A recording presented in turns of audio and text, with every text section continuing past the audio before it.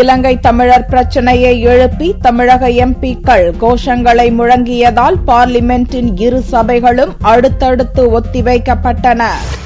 புதன்கிழமை அன்று லோக்சபா கூடியதும் முன்னாள் எம்பி நரேஷ்குமார் பாலியின் மறைவுக்கு சபாநாயகர் மீராகுமார் இரங்கல் அறிக்கை வாசித்தார். அதையடுத்து திமுக, அதிமுக, இந்திய கம்யூனிஸ்ட் எம்பிக்கள் சபையின் மையப்பகுதிக்கு சென்று இலங்கை தமிழர்களுக்கு எதிரான அடக்குமுறைகள், மனித உரிமை மீறல்களை கண்டித்து கோஷமிட்டனர். Is one of the great accomplishments of the UPA government. It is a way of ensuring that every child in our country will be guaranteed admission into schools. What about 96% of the kids in school? Bring this down. Bring this down.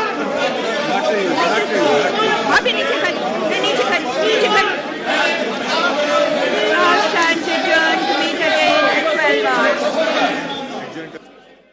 Samajwadi தலைவர் முலாயம் சிங்கை பயங்கரவாதிகளுடன் தொடர்பிருப்பதாக கூறிய உருக்குத்துறை அமைச்சர் பேனி பிரசாத் வர்மாவை அமைச்சரவையிலிருந்து நீக்க கோரி சமாஜ்வாடி உறுப்பினர்கள் அமளியில் ஈடுபட்டனர். இதனால் முதலில் 12 மணி வரை சபாநாயகர் மீராகுமார் சபையை ஒத்திவைத்தார். பகல் 12 மணிக்கு சபை கூடிய போதும் இப்பிரச்சினைகளால் அமைதியற்ற சூழலே நிலவியது. இதனால் சபை மீண்டும் ஒத்திவைக்கப்பட்டது.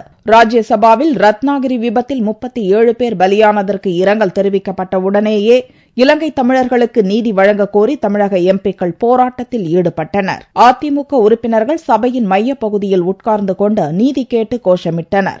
மற்றொரு புறம் பேனி பிரசாத் வர்மாவை நீக்க கோரி சமாஜ்வாடி கட்சியினரும் அமளியில் ஈடுபட்டனர்.